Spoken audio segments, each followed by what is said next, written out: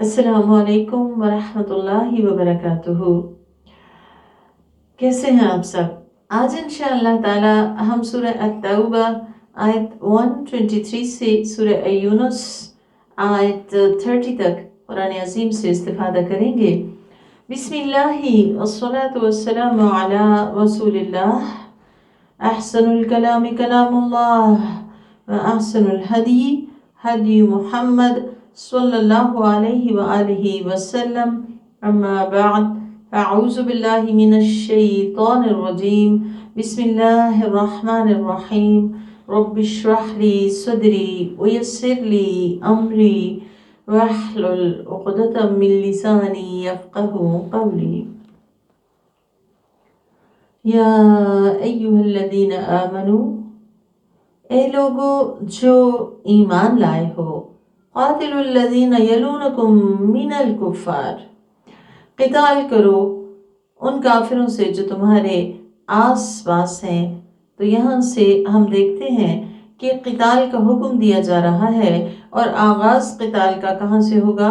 करीबी लोगों से, आस पास जो कुफ़ार बसते हैं उनसे।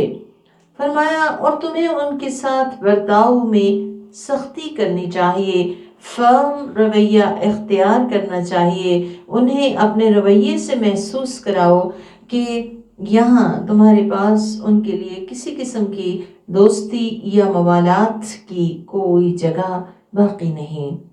और जान लो कि बेशक अल्लाह ताला तक़वा वालों के साथ है। और जब कोई सूरत नाज़िल की जाती है तो इनमें से बाज़ पूछते हैं कि सूरत ने तुम में से किसका ईमान बढ़ाया, यानी इस्तेहज़ा करते थे, मजाक उड़ाते थे कि कौन थे ये? मुनाफिक। याद रखिए, निफाक जो है वो बातिन में सिरायत करने वाला खुफिया मर्ज है। जैसे कैंसर होता है, इंसान के जिस्म में फैल जाता है और अंदर ही अंदर उसे खा जाता है, इसी तरह निफाक जब अंदर आता है तो जिस्म के अंदर तमाम किस्म का ईमान एक एक सेल से ख़त्म कर देता है।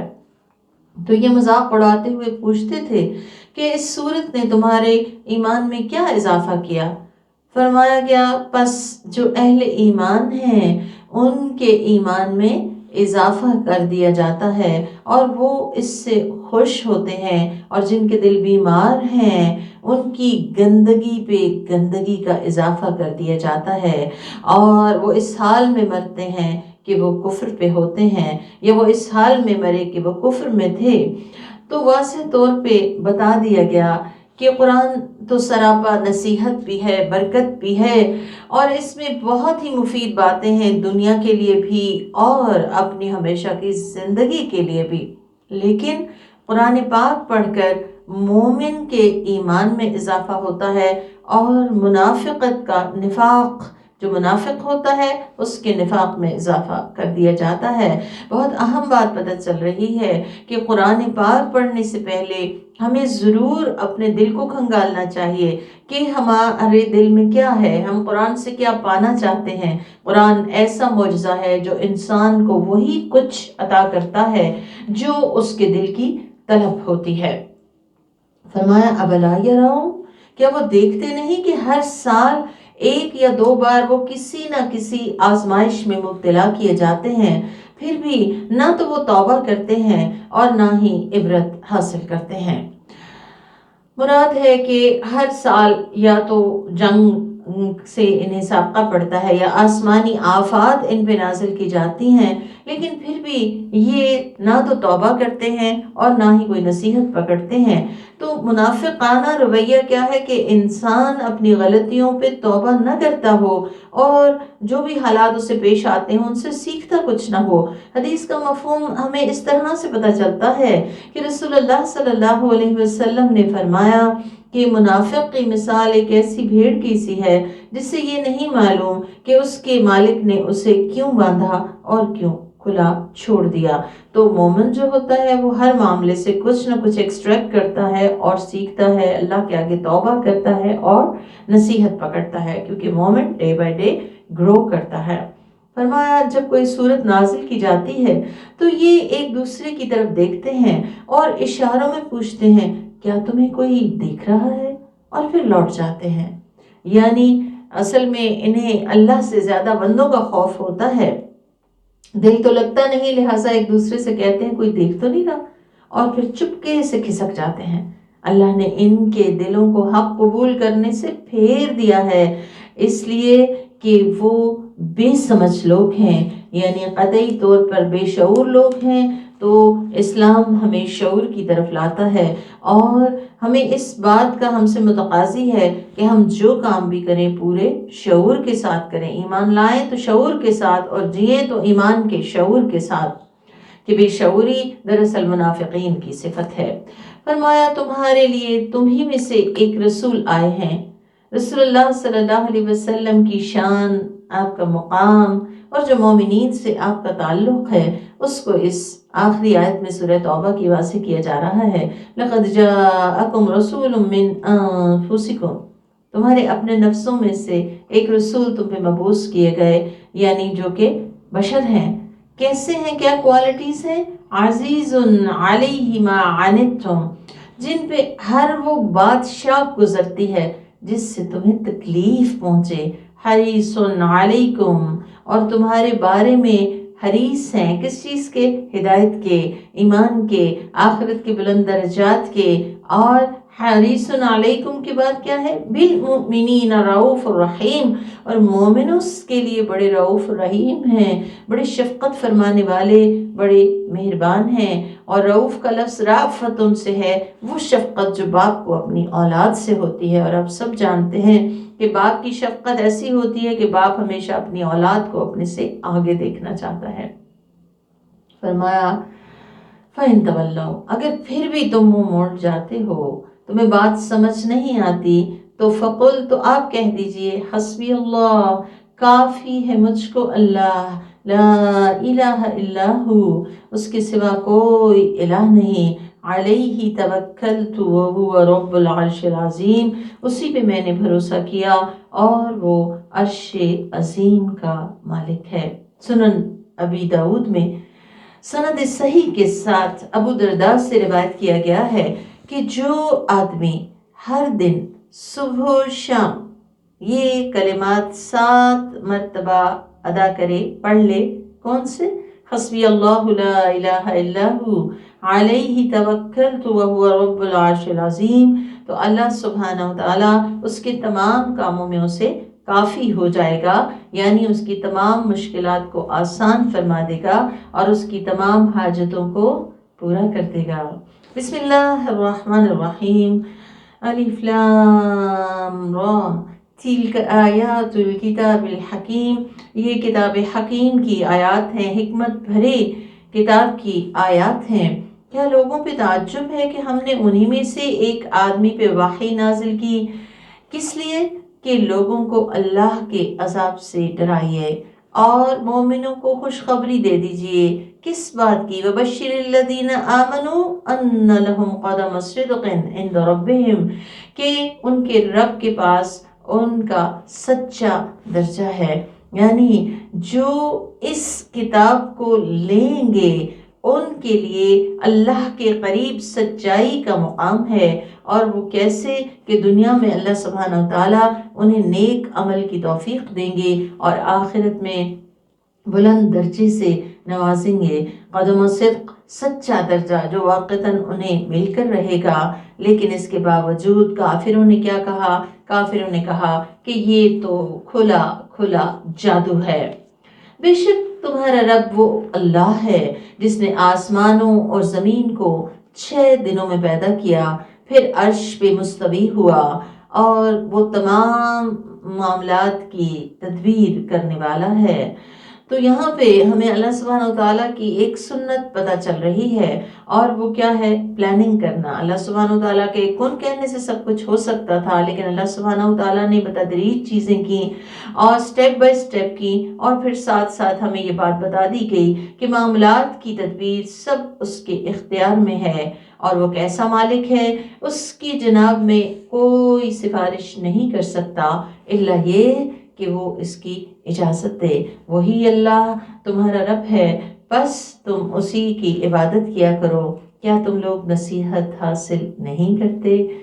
تم سب کو اس کے پاس لوٹ کے جانا ہے، اللہ نے سچا وعدہ کر رکھا ہے، بے شک وہی انسان کی ابتدا کرتا ہے، پھر اسے قیامت کے دن دوبارہ زندہ کرے گا تاکہ پورے انصاف کے ساتھ عطا کرے ان لوگوں کو بدلہ جو ایمان لائے اور جنہوں نے عمل صالح کیے، اور کافروں کو اس کے سبب کھولتا ہوا پانی اور دردناک عذاب دیا جائے گا۔ تو یہاں پہ واضح کر دیا گیا کہ اللہ سبحانہ وتعالیٰ نے پیدا کیا، واپسی اس کی طرف ہے۔ یہ جو درمیان کا وقفہ ہے یہ بھی اس کا طے شدہ ہے، وہ کتنا ہے ہم نہیں جانتے، لیکن اس درمیان کے وقفے میں جسے ہم زندگی بولتے ہیں، اس کے اندر جو کوئی ایمان کے بعد عمل صالح کر لے گا تو اس کو بھی اس کا اجر بہترین مل جائے گا، لیکن اگر کوئی انکار کرے گا تو وہ بھی سزا سے بچ نہیں سکتا۔ وہی ہے جس نے آفتاب کو چمکتا ہوا اور چاند کو روشن بنایا اور چاند کی منزلیں مقرر کر دیں تاکہ تم سالوں کی گنتی اور مہینوں اور دنوں کا حساب جان سکو۔ اللہ نے انہیں با مقصد پیدا کیا ہے، یعنی ان کی تخلیق کو جس مقصد کے ساتھ کیا ہے وہ اپنی تخلیق کا مقصد پورا کر رہے ہیں، تو پھر مجھے اور آپ کو بھی اپنی تخلیق کا مقصد جاننے اور اس کو پورا کرنے کے لیے کوشاں ہو جانا چاہیے۔ فرمایا وہ اپنی آیتیں علم والوں کے لیے بیان کرتا ہے، بے شک رات اور دن کے یکے بعد دیگرے آنے جانے میں ان سب چیزوں میں جو اللہ نے آسمان و زمین میں پیدا کیا ہے ان لوگوں کے لیے نشانیاں ہیں جو تقوی کا راستہ اختیار کرتے ہیں۔ نشانی تو سب کے لیے ہے، لیکن تقوی والے چونکہ کانشیس ہوتے ہیں، حساس ہوتے ہیں، تو وہ کائنات میں غور و فکر کر کے اپنے رب کی حقیقت پانے کی کوشش کرتے ہیں۔ فرمایا بے شک وہ لوگ جو ہماری ملاقات کی امید نہیں رکھتے، ان کا حال کیا ہے کہ ان کے دل میں اس بات کا یقین ہی نہیں کہ ایک دن انہیں اللہ کے پاس واپس جانا ہے اور 1 to 1 بیس پہ اللہ سے ملاقات ہوگی اور انہیں ان تمام کاموں کا جواب دینا ہے جو دنیا میں انہوں نے کیے۔ فرمایا وہ کیسے وَرَضُوا بِالْحَيَاةِ الدُّنْيَا وَاطْمَأَنُّوا بِهَا، وہ دنیا کی زندگی پہ ہی خوش اور مطمئن ہو گئے، یعنی دنیا ہی ان کا مرکز ہے، دنیا ہی ان کی زندگی کا مطمع نظر ہے، اور جو ہماری آیتوں سے غافل ہیں ان کا انجام کیا ہے؟ اولئک مأواہم النار، ان کا ٹھکانہ جہنم ہے۔ کس وجہ سے؟ بما کانوا یکسبون، جو عمل وہ کرتے رہے۔ یہاں پہ کون سے اعمال ہیں جن کی وجہ سے جہنم کی وعید سنائی گئی ہے؟ نمبر 1 کہ دنیا ہی کی زندگی کو اصل زندگی سمجھنا اور اسی پہ ریجھ جانا اور اس کی کامیابی کو کامیابی سمجھتے ہوئے بس صرف اسی کے لیے کوشاں رہنا اور اسی پہ دنیا کی زندگی پہ ہی مطمئن ہو جانا اور اللہ کی آیات سے غفلت برتنا، نہ انہیں جاننا، نہ سمجھنا، نہ عمل کرنا، تو ان کا ٹھکانہ جہنم بتایا گیا۔ فرمایا کہ بے شک جو لوگ ایمان لائے اور انہوں نے عمل صالح کیے ان کا رب ان کے ایمان کی بدولت انہیں ہدایت دے گا۔ یہدیہم ربہم بایمانہم، ان کا رب ان کے ایمان کی وجہ سے ان کی ہدایت کی طرف رہنمائی کرے گا، یعنی جتنا ایمان ہوگا اتنی ہدایت ملے گی، اور ان کے لیے نعمتوں کے باغات ہیں جن کے نیچے نہریں بہ رہی ہوں گی۔ اور حدیث میں آتا ہے کہ اہل جنت کو تسبیح اور تحمید الہام ہوگی، یعنی ہر سانس کے ساتھ، جیسے ہم سانس بغیر کسی رکاوٹ کے، بغیر کوئی نیت باندھے خود بخود سانس لے رہے ہوتے ہیں، اسی طرح سے ہر سانس کے ساتھ اہل جنت جو ہیں اللہ کی تحمید اور تقدیس بیان کریں گے، تسبیح کریں گے، اس کی پاکی بیان کریں گے۔ تو بات یہ ہے کہ جنت سب سے بہترین مقام ہے، لیکن اسے پانے کے لیے دنیا کی زندگی کا جو مختصر سا وقفہ ہے اس میں غفلت سے زندگی نہیں گزارنی، اللہ کی آیات کو سمجھنا، جاننا اور اس کے مطابق عمل کرنے کی کوشش کرنا ہے، ان سے غافل نہیں ہونا، ورنہ آپ دیکھیں کہ جو اللہ سبحانہ وتعالیٰ نے مقدر کی ہے دنیا وہ تو انسان کو مل ہی جاتی ہے، لیکن آخرت اسی کو ملے گی جو آخرت کی کوشش کرے گا۔ فرمایا وہاں کہاں؟ جنت میں، دعواہم فیہا، وہاں پہ ان کی پکار سبحانک اللہم، ان کی پکار سبحانک اللہم ہوگی، یعنی وہ اللہ کی پاکی بیان کریں گے کہ اللہ تیری ذات ہر عیب سے، ہر نقص سے، ہر کمی سے پاک ہے، اور ان کا آپس کا سلام، ان کا تحیہ، ان کی جو مبارکباد اور ایک دوسرے سے جو گریٹنگز ہوگی وہ سلام ہوگا۔ السلام علیکم، تمہاری جان، تمہارا مال، تمہاری عزت سلامت رہے۔ اور ان کی دعا کا اختتام الحمدللہ رب العالمین پہ ہوگا، یعنی ان کی آخری پکار شکر پہ مبنی ہوگی، اور وہ کہیں گے کہ ساری تعریفیں اس رب العالمین کے لیے ہیں جو تمام جہانوں کا پالنے والا ہے۔ تو یہ ہے اہل جنت کا شیوا۔ اور یہ اہل جنت کون ہوں گے؟ جو اس دنیا کی زندگی میں بھی اللہ سبحانہ و تعالیٰ کو یاد رکھیں گے، اس کی تقدیس بیان کرتے رہیں گے، اور اس کی جو نعمتیں ہیں ان پہ اس کے شکر گزار ہوں گے۔ فرمایا کہ اگر اللہ تعالیٰ لوگوں کو شر پہنچانے میں ویسی ہی جلدی کرے جیسی وہ لوگ خیر کی جلدی مچاتے ہیں، تو کب کا ان کی موت کا فیصلہ کر دیا گیا ہوتا۔ یعنی اگر اللہ تعالیٰ بددعائیں اسی طرح قبول کرنے لگے جیسے دعائیں قبول ہوتی ہیں، تو دنیا میں کوئی بھی نہ بچے۔ یہ اللہ کی رحمت ہے کہ بددعائیں جلد قبول نہیں ہوتی، کیونکہ بسا اوقات انسان غصے میں آ کے، جذبات میں آ کے بددعائیں کرنے لگتا ہے۔ حدیث میں آتا ہے کہ نبی کریم صلی اللہ علیہ وآلہ وسلم نے فرمایا، اپنے لیے، اپنی اولاد کے لیے اور اپنی مال کے لیے بددعا مت کرو، یعنی اس کے خلاف بددعا مت کرو، ایسا نہ ہو کہ وہ قبولیت کی گھڑی کو پالیں۔ تو اللہ تعالیٰ سے دعا ہے کہ ہمیں اپنی زبان کی حفاظت کی توفیق عطا فرمائے، اور ہم زبان سے جب بھی نکالیں خیر کا کلمہ نکالیں۔ فرمایا بس جو لوگ ہماری ملاقات کی امید نہیں رکھتے، ہم انہیں ان کی سرکشی میں بھٹکتا ہوا چھوڑ دیں گے۔ یعنی جس کا عقیدہ درست نہیں، جس کو آخرت یاد نہیں، تو اللہ تعالیٰ بھی زبردستی ان کو ہدایت سے فیض یاب نہیں فرماتا۔ فرمایا انسان کا حال یہ ہے کہ جب انسان کو تکلیف پہنچتی ہے تو وہ اپنے پہلو کے بل یا بیٹھے یا کھڑے ہر حال میں ہمیں پکارتا ہے۔ یعنی جب مشکل میں ہوتا ہے تو ہر حال میں اللہ یاد رہتا ہے، کسی لمحے اس کی زبان سے دعا نہیں جاتی۔ پھر جب ہم اس کی تکلیف کو دور کر دیتے ہیں تو اس طرح گزر جاتا ہے گویا اس نے اس تکلیف کو دور کرنے کے لیے جو اسے پہنچی تھی ہمیں پکارا ہی نہ تھا۔ یعنی اللہ کی نعمت کو بھول جاتا ہے اور اللہ کا شکر ادا کرنا بھول جاتا ہے۔ فرمایا حد سے تجاوز کرنے والوں کے لیے ان کے اعمال اسی طرح خوبصورت بنا دیے جاتے ہیں کہ کرم تو اللہ کرتا ہے، لیکن وہ کریڈٹ یا تو اپنی پلاننگ کو دے دیتے ہیں، یا کسی انسان کو یا کسی سبب کو دے دیتے ہیں، حالانکہ جو بھی ہوتا ہے وہ اللہ کے اذن سے ہی ہوتا ہے۔ فرمایا اور تم سے پہلے بہت سی قوموں نے جب ظلم کیا تو ہم نے انہیں ہلاک کر دیا، اور ان کے انبیاء ان کے پاس کھلی کھلی نشانیاں لے کر آئے تھے، لیکن وہ ایمان لانے والے نہ تھے۔ ہم مجرموں کو ایسی ہی سزا دیتے ہیں کیسی ہی کہ اللہ نے ان کو ہلاکت سے دوچار کیا۔ یہاں یاد رکھنے کی بات یہ ہے کہ اللہ سبحانہ و تعالیٰ مجرم کس کو کہہ رہے ہیں؟ جرم کیا ہے؟ رسولوں کو جھٹلانا، رسول کی بات نہ ماننا۔ فرمایا پھر ان کے بعد ہم زمین کا وارث ہم نے تمہیں بنا دیا کہ دیکھیں کہ تم کیسے عمل کرتے ہو۔ یہاں سے اللہ سبحانہ و تعالیٰ نے ہر مومن کو اس کی زندگی کا مقصد سمجھا دیا ہے۔ اللہ سبحانہ و تعالیٰ فرماتے ہیں خلق الموت والحیات لیبلوکم ایکم احسن عملا۔ اس نے موت اور زندگی اس لیے تخلیق کی کہ وہ دیکھے کہ تم میں سے آسن عمل کون کرتا ہے، تو جو اچھا عمل کرے گا اچھا بدلہ پائے گا۔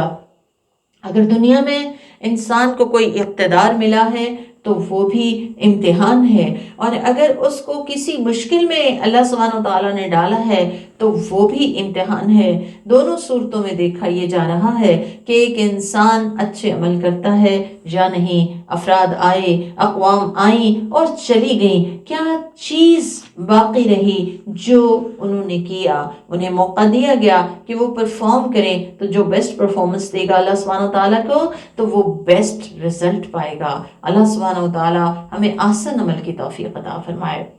فرمایا جب ان کے سامنے ہماری صاف اور کھلی آیتوں کی تلاوت کی جاتی ہے تو جو ہماری ملاقات کی امید نہیں رکھتے وہ کہتے ہیں کہ اس کے علاوہ کوئی اور قرآن لے آؤ یا اس میں کچھ تبدیلی کر دو. یعنی آپ صلی اللہ علیہ وسلم کو کہتے تھے کہ یا تو کوئی اور کتاب لائیں، اس میں تو بہت ہی شرک کی تردید ہے، تم ہمارے بتوں کی عیب جوئی بیان نہ کرو، ہمارے بتوں کو برا بھلا نہ کہو، ان کو نہ ہلاؤ اپنی جگہ سے. تو آپ کو سکھایا گیا آپ کہہ دیجئے کہ میں اپنی مرضی سے کچھ بھی نہیں کر سکتا. قل ما یکون لی ان ابدلہ من تلقاء نفسی، میں اپنی جانب سے اس میں کوئی تبدیلی نہیں کر سکتا. آپ سے کہلوایا گیا ان اتبع الا ما یوحى الی، میں تو بس جو وحی میری طرف کی جاتی ہے اللہ کی طرف سے، یعنی میں صرف اسی کی پیروی کرتا ہوں. تو پھر مجھے اور آپ کو کس کی پیروی کرنی چاہیے؟ وحی الہی کی. اور وہ کن دو صورتوں میں ہمارے پاس محفوظ و معمون موجود ہے؟ قرآن اور سنت رسول صلی اللہ علیہ وآلہ وسلم. آپ سے کہلوایا گیا کہ انی اخاف ان عصیت ربی عذاب یوم عظیم، مجھے تو ڈر لگتا ہے کہ اگر میں رب کی نافرمانی کروں تو بڑے دن کا عذاب مجھے پکڑ لے گا. قرآن کو تبدیل کرنا، اس کے من مانے مطلب نکالنا اور اللہ پہ جھوٹ گھڑنا ایسے جرائم ہیں کہ اگر اللہ کی محبوب ہستی بھی ان کا ارتکاب کرے تو وہ بھی اللہ کے عذاب سے بچ نہیں سکتی. لہٰذا ہمیں اس دنیا کی زندگی میں رہتے ہوئے بہت کیئرفل زندگی گزارنی ہے اور کوئی ایسی بات نہیں کرنی، کوئی ایسی بات اللہ سے منسوب نہیں کرنی کہ جس کے بارے میں ہمیں یقین نہ ہو کہ یہ قرآن یا سنت میں موجود ہے. آپ کہہ دیجئے کہ اگر اللہ نے چاہا ہوتا تو میں تمہارے سامنے اس کی تلاوت نہ کرتا اور اللہ تمہیں اس کی خبر نہ دیتا، یعنی اس کا علم میں تمہیں نہ دیتا. میں تو تمہارے درمیان اس سے پہلے ایک عمر گزار ہی چکا ہوں، یعنی 40 سال تو میں نے تمہیں کوئی ایسا کلام نہیں سنایا، کیا تم عقل سے کام نہیں لیتے؟ پھر فرمایا بس اس آدمی سے بڑھ کے ظالم کون ہے جو اللہ کے بارے میں جھوٹ بولے یا اس کی آیتوں کو جھٹلائے. بے شک مجرم لوگ کامیاب نہیں ہو سکتے، اور وہ لوگ اللہ کی بجائے ایسوں کی عبادت کرتے ہیں جو نہ تو انہیں نقصان پہنچا سکتے ہیں نہ فائدہ، اور کہتے ہیں کہ اللہ کے حضور یہ ہمارے سفارشی ہیں. آپ کہیے کہ تم لوگ اللہ کو ایسی بات کی اطلاع دیتے ہو جس کے ہونے کی خبر نہ اسے آسمانوں میں ہے نہ زمین میں، یعنی جو ایگزسٹ ہی نہیں کرتی. اللہ سبحانہ و تعالیٰ نے تو کہا ہے کہ مجھ سے مانگو، میں ادعونی استجب لکم، میں تمہاری پکار کا جواب دوں گا. اللہ سبحانہ و تعالیٰ نے تو کہیں ہمیں اس بات کا مکلف نہیں ٹھہرایا کہ ہم کوئی سفارشی لے کر آئیں اور وہ اللہ تک ہماری بات پہنچائیں. فرمایا اس کی ذات ان مشرکانہ اعمال سے پاک اور برتر ہے. پھر فرمایا تمام لوگ ایک ہی امت واحد تھے، یعنی سب لوگ توحید پہ اللہ نے ان کو پیدا کیا. پھر ان کے آپس میں اختلاف ہو گیا، اور اگر آپ کے رب کی جانب سے ایک بات پہلے ہی طے شدہ نہ ہوتی تو جن باتوں میں وہ آپس میں اختلاف کرتے تھے انہی کی وجہ سے ان کے درمیان فیصلہ کر دیا جاتا. اور وہ کہتے ہیں کہ اس کے لیے اس کے رب کی جانب سے کوئی نشانی کیوں نہیں نازل کی جاتی. تو آپ کہیے کہ غیب کی باتیں صرف اللہ کے علم میں ہیں. بہت اہم بات پتہ چل رہی ہے، انما الغیب للہ، غیب سارے کا سارا اللہ کے پاس ہے، اللہ جانتا ہے. بس کرنے کا کام کیا ہے؟ فانتظروا انی معکم من المنتظرین، تم بھی انتظار کرو، میں بھی تمہارے ساتھ منتظر ہوں.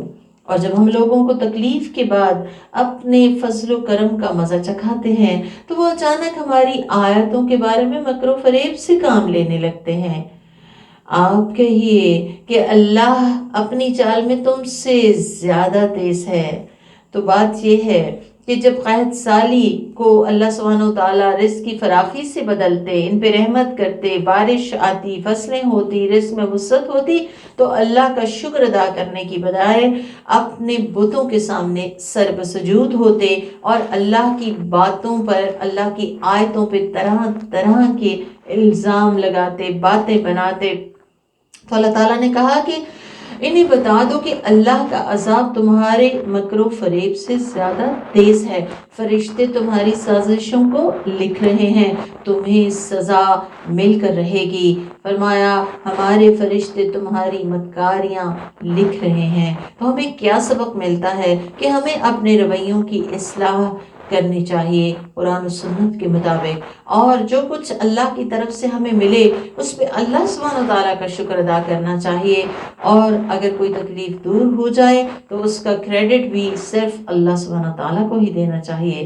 فرمایا وہی ہے جو تمہیں خشکی اور سمندر میں چلاتا ہے، یہاں تک کہ جب تم کشتی میں سوار ہوتے ہو اور وہ کشتیاں موافق ہواؤں کے سہارے انہیں لے کے چل رہی ہوتی ہیں اور وہ ان کی رفتار سے خوش ہوتے ہیں کہ اچانک ایک تیز ہوا ان کشتیوں کو آ لیتی ہے اور ہر چہار جانب سے موج ان لوگوں کو اپنے گھیرے میں لے لیتی ہے اور انہیں یقین ہو جاتا ہے کہ وہ مکمل طور پہ پھنس گئے ہیں، تو وہ اللہ کو اس کے لیے مکمل طور پہ بندگی کو خالص کرتے ہوئے پکارتے ہیں کہ اے اللہ اگر تو نے ہمیں اس مصیبت سے نجات دے دی تو ہم تیرے شکر گزار بندوں میں شامل ہو جائیں گے۔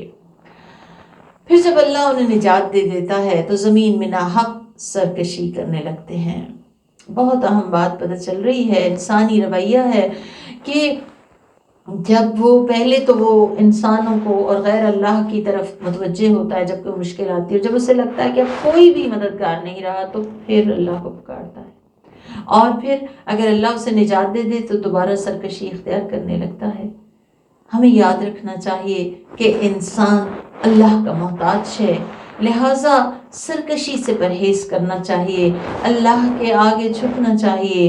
اور آج کا جملہ اگلا حصہ ہے اس آیت کا، انما بغیکم علی انفسکم، تمہاری بغی، تمہارا ظلم، تمہارا فساد، تمہاری سرکشی، تمہارا فریب تمہارے اوپر پلٹایا جائے گا، تمہارے ان گناہوں کا وبال تم ہی پہ آئے گا۔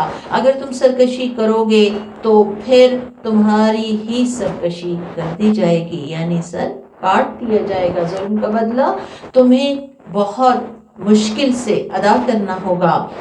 یاد رکھیں حدیث میں آتا ہے 3 چیزیں اپنے کرنے والے پہ پلٹ آتی ہیں، ظلم یعنی دوسرے کا حق نہ دینا، فریب یعنی دوسروں کو دھوکہ دینا، چکمہ دینا، دغا یعنی دھوکہ دینا۔ اسی طرح آپ صلی اللہ علیہ وسلم نے یہ بھی فرمایا کہ 2 چیزیں یا 2 کام یا 2 رویے ایسے ہیں کہ جن کی سزا کا امکان اس دنیا میں بھی غالب رہتا ہے، جس میں ایک ہے بغی یعنی سرکشی، ظلم، زیادتی، اور دوسری حقوق الوالدین یعنی والدین کو ستانا۔ جبکہ حدیث میں آتا ہے کہ ثواب اور فائدے میں جلدی ملنے والی خیر کیا ہے؟ حسن سلوک اور صلہ رحمی۔ تو سرکشی سے بچنا ہے، ظلم سے، فریب سے، دھوکے سے، بغی سے بچنا ہے، کیونکہ انسان کا نفس اسے بغاوت پہ آمادہ کرتا ہے، بندوں کے حقوق کے حوالے سے بھی اور اللہ سبحانہ وتعالیٰ کے ساتھ بھی۔ تو ایسے میں یاد رکھنا ہے، اپنے آپ سے مخاطب ہو کے کہنا ہے انما بغیکم علی انفسکم، کہ تمہاری بغی کا وبال پھر تمہیں خود ہی بھگتنا ہوگا۔ اللہ تعالیٰ ہمیں ہر طرح کی بغاوت سے محفوظ و مامون رکھے۔ فرمایا تو دنیاوی زندگی کا عارضی فائدہ ہے کیا؟ کہ انسان اگر کسی پہ کچھ انفلوئنس رکھتا ہو تو دوسروں کو تکلیف دے، اذیت دے، ان پہ ظلم کرے یا دھوکے فریب سے کام لے، اپنے آپ کو زیادہ عقل مند سمجھے۔ فرمایا کس لیے کرتا ہے انسان؟ دنیا کے فائدے حاصل کرنے کے لیے۔ تو کہا یہ تو دنیا کی عارضی زندگی کا فائدہ ہے، پھر تمہیں ہمارے پاس ہی لوٹ کے آنا ہے، اس وقت ہم تمہیں تمہارے کرتوتوں کی خبر دے دیں گے، ایک ایک چیز بتا دی جائے گی۔ انما مثل الحیات الدنیا کماء انزلناہ من السماء، بے شک دنیاوی زندگی کی مثال اس پانی کی سی ہے جسے ہم آسمان سے بھیجتے ہیں۔ دنیا بنانے والے کی نگاہ میں دنیا کی حقیقت کیا ہے وہ بتا دی گئی کہ گویا ایک بارش کی سی ہے، پانی کی سی ہے جسے ہم آسمان سے بھیجتے ہیں، جو زمین کے ان پودوں کے ساتھ مل جاتا ہے جنہیں لوگ اور چوپائے کھاتے ہیں، یہاں تک کہ جب زمین خوب بارونق اور خوبصورت بن جاتی ہے اور اس کے مالکان یقین کر لیتے ہیں کہ وہ اس سے مستفید ہونے پہ پوری قدرت رکھتے ہیں، تو یکلخت ہمارا فیصلہ رات یا دن میں صادر ہو جاتا ہے، اور ہم ان پودوں کو اس طرح کاٹ کے رکھ دیتے ہیں کہ جیسے وہ کل تھے ہی نہیں۔ ہم غور و فکر کرنے والوں کے لیے اپنی آیتیں اسی طرح تفصیل کے ساتھ بیان کرتے ہیں۔ تو یہاں پہ ہمیں واضح کر دیا گیا کہ دنیا عارضی رونق ہے، دینے والے کو بھول کر اس کی رونق میں کھو نہیں جانا، فرائض سے غافل نہیں ہونا۔ یہ جو زندگی ہے، یعنی میری زندگی، یہ مجھے کیوں ملی ہے؟ امتحان کے لیے ملی ہے، اور دنیا کی حقیقت کیا ہے کہ یہ عارضی ہے، اس میں کھونے کی بجائے واپسی کو یاد رکھنا ہے۔ اور آپ دیکھیں کہ صحابہ کرام کو یہ بات سمجھ آ گئی تھی، لہٰذا وہ دینے والے بن گئے تھے۔ انہیں پتا تھا دینے میں فائدہ ہے، روکنے میں نہیں۔ لہٰذا اللہ سبحانہ وتعالیٰ دعوت دے رہے ہیں، انوائٹ کر رہے ہیں، کس کو؟ مجھے اور آپ سب کو۔ واللہ یدعو الی دار السلام، اللہ سبحانہ وتعالیٰ سلامتی کے گھر کی طرف تمہیں بلاتا ہے۔ سلامتی کا گھر کیا ہے؟ جنت، لا یبغون عنہا حولا، جہاں کوئی سوال نہیں ہے۔ آپ دیکھیں دنیا کی ہر کامیابی کے بعد ناکامی ہے، ہر قہقہے کے پیچھے غم چھپا ہوا ہے، اور کوئی بھی چیز ایسی نہیں جو سلامت رہے، اور اگر دنیاوی چیزیں موجود بھی ہوں تو انسان کو ہمیشہ کی سلامتی میسر نہیں۔ تو یہاں سلامتی کے گھر کی دعوت اللہ تعالیٰ دے رہے ہیں، انوائٹ کر رہے ہیں، اور جو اس انوائٹ کو قبول کر لے، جو اسے ایکسپٹ کر لے، تو پھر اللہ سبحانہ وتعالیٰ اسے راستہ دکھا دیتے ہیں۔ کہاں کا راستہ؟ دار السلام کا راستہ۔ وَيَهْدِي مَن يَشَاءُ إِلَىٰ صِرَاطٍ مُسْتَقِيمٍ، صراط مستقیم کا راستہ اللہ جس کو چاہتا ہے دکھا دیتا ہے۔ کس کے لیے چاہتا ہے؟ جو یہ انوائٹ قبول کر لے۔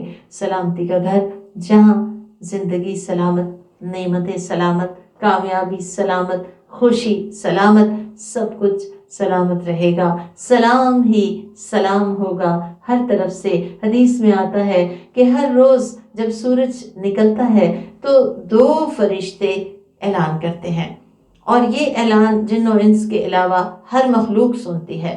اعلان کیا ہے؟ اے لوگو اپنے رب کی طرف آؤ، اللہ کی طرف بلاتے ہیں، اور پھر کہتے ہیں بے شک جو کم ہو اور کفایت کرے اس سے بہتر ہے جو زیادہ ہو اور رب سے غافل کر دے۔ تو شکر کریں اگر شکر کی توفیق ہے۔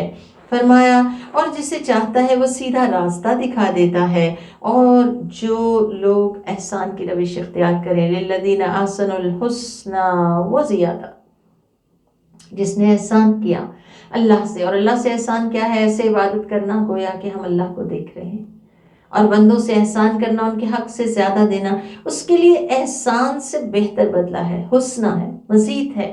اور ویسے بھی قرآن نے بتایا من جاء بالحسنۃ فلہ عشر امثالها، جو کوئی ایک نیکی لے کر آیا 10 تو اس کی پکی ہیں۔ پھر جتنی اچھی نیت ہو گئی، جتنا اچھا اس نیکی کا امپیکٹ ہوا، تو اور زیادہ اور زیادہ اور زیادہ ہوتا جائے گا۔ تو فرمایا اس سے اور زیادہ نصیب ہوگا، اور وہ زیادہ کیا ہے؟ حدیث بتاتی ہے کہ جب جنتی جنت میں چلے جائیں گے تو اللہ سبحانہ تعالیٰ پوچھیں گے کچھ اور چاہیے؟ تو جنتی کہیں گے کہ یا رب کیا تو نے ہمارے چہروں کو روشن نہیں کر دیا؟ کیا تو نے ہمیں جنت میں داخل نہیں کر دیا؟ کیا تو نے ہمیں دوزخ سے نہیں بچا لیا؟ اب اس سے زیادہ ہمیں کیا چاہیے؟ تو اللہ سبحانہ وتعالیٰ اس وقت اپنا پردہ اٹھا دیں گے اور اپنے چہرے کا دیدار کرا دیں گے، اور یہ جو اللہ کے چہرے کا دیدار ہے یہ جنتیوں کو جنت کی ہر نعمت سے زیادہ محبوب ہوگا۔ تو اللہ سبحانہ وتعالیٰ مجھے اور آپ کو اپنا دیدار نصیب فرمائے۔